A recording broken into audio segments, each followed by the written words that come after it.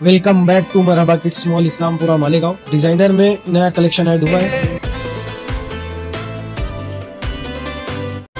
मानव समाचार, मानवता के हक में। आज मालेगांव शहर में एक तकरीबन 13.5 से पौने 14 साल बच्चा जिसने ही अपने ही मकान के ऊपर फांसी लगाकर अपने आप को ख़त्म कर लिया, हमारे शहर के लिए ये बहुत दुख की बात है। बच्चे की उम्र तो आप लोगों को मैं बता दिया, उसका नाम था शेख आदिल शेख मुख्तार, निहाल नगर, गली नंबर 11, घर नंबर 451। फांसी लगाने की वजह ऐसी समझ में आई, हम लोगों ने, हम सभी जिम्मेदार यहाँ पे निहाल हाजी साहब, एहसान भाई, अज्जू, अन्नू, आसिफ भाई, ये सब लोग उनके घर पे जाके उनकी वालदा से हमने जिस वक्त मुलाकात की तो उसकी वालदा ने वजह बताई कि वजह ये थी कि लड़का मोबाइल लेकर खेल रहा था और काफ़ी टाइम से उसके हाथ में मोबाइल था, वो पबजी गेम खेल रहा था। तो मैंने उसको 2-3 मरतबा बोली कि अपने वहाँ मेहमान आए हुए हैं, कुछ बाहर से सौदा ला दे ताकि उनको चाय वगैरह दे के मेहमानों की मेहमान नवाजी की जाए। 2-3 बार बोलने के बाद उसने सुना नहीं, तो मैंने सिर्फ उसको बोली कि बेटा तेरे अब्बा आ रहे, मैं तेरे अब्बा को ये चीज़ बोलती।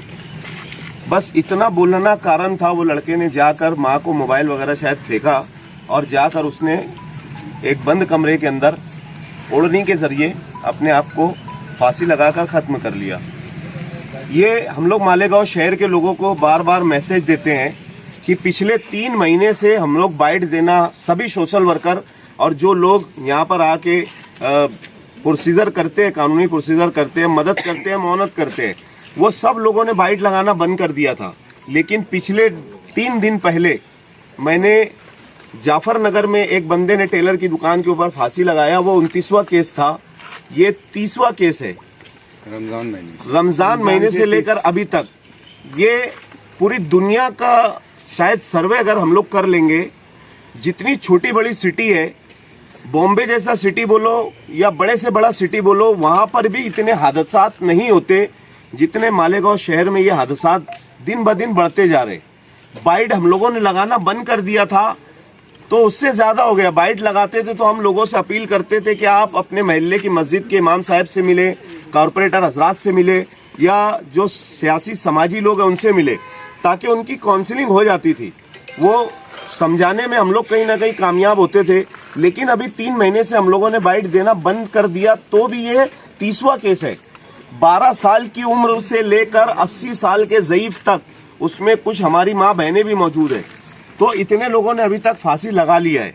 हम अभी हमारी जस्ट आसिफ शेख साहब से बात हुई, इससे पहले भी बात हुई थी, तो उन्होंने खुद आगे बढ़कर कहा था कि यार अपनों को मालेगांव शहर में एक मोमेंट चलाने की ज़रूरत है और बहुत शदीद इसकी ज़रूरत है। एक नशे के ऊपर और एक जो हमारे शहर में इस तरीके से फांसी लगाकर मर रहे हैं, उसके ऊपर हमको हर हाल में कुछ भी करके इसके ऊपर हम लोगों को एक मोमेंट चलाना पड़ेगा। मालेगांव शहर के सभी लोगों से हम दरख्वास्त करते हैं अपने अपने बच्चों पर ध्यान दे। माँ बाप खास तौर से ध्यान दे कि हमारा बच्चा क्या कर रहा है।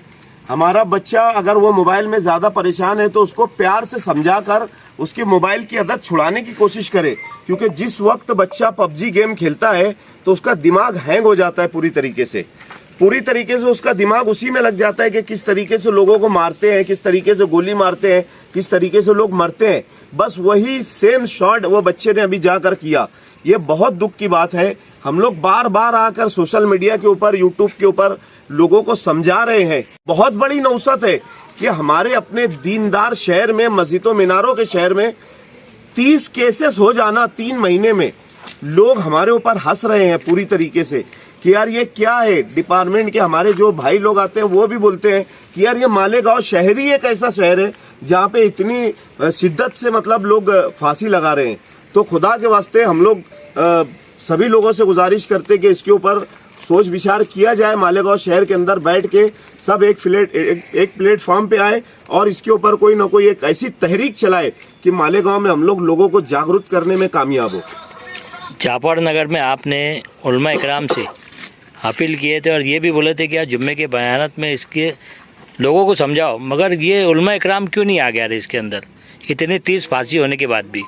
क्या वजह क्या है? की मजबूरी हम लोगों को नहीं पता। हम लोग बार बार जिस वक्त जब हमने बयान दिया, हमने ये जुमला बोला कि उलमाए किराम ध्यान दे उलमाए किराम आगे आए, इस्लाह माशरा ले, मस्जिदों के अंदर बयानात करे जुमा के दिन कि फांसी की जो अल्लाह के नज़दीक जो हमारी शरीयत में जो कानून बनाया गया है कि फांसी लेने से आदमी जब हराम मौत मरता है तो वो न ज़मीन का रहता है ना आसमान का रहता है, क़यामत के बाद भी उसको कोई राहत वहाँ पर मिलने वाली नहीं है। तो ये सारी चीज़ें अगर उलमाए किराम लोगों के दिमागों में अगर डालेंगे आके या मस्जिदों में बयानात करेंगे तो हो सकता है इंशाल्लाह इससे कहीं ना कहीं फ़र्क पड़ेगा, क्योंकि पीछे भी इस तरीके के मामलात हो रहे थे। तो मालेगांव शहर से हमारे सैयद अमीनुल कादरी साहब ने, मौलाना उमरैन साहब ने और कुछ उलमाए किराम ने स्टेज लगा कर इस तरीके से बयानात शुरू किए थे, तब भी काफ़ी फ़र्क पड़ा था।